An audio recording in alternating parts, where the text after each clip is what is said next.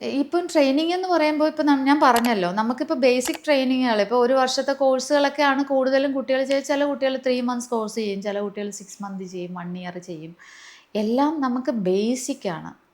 ആ ബേസിക് ആയിട്ടുള്ള കാര്യങ്ങളാണ് ഈ ഒരു കാലഘട്ടത്തിൽ നമ്മൾ പഠിക്കുക.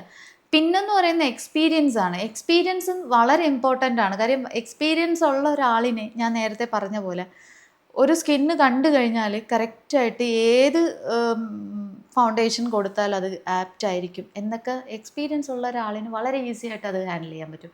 ഇപ്പം അല്ലെന്നുണ്ടെങ്കിൽ ടോൺ മാറിപ്പോവും.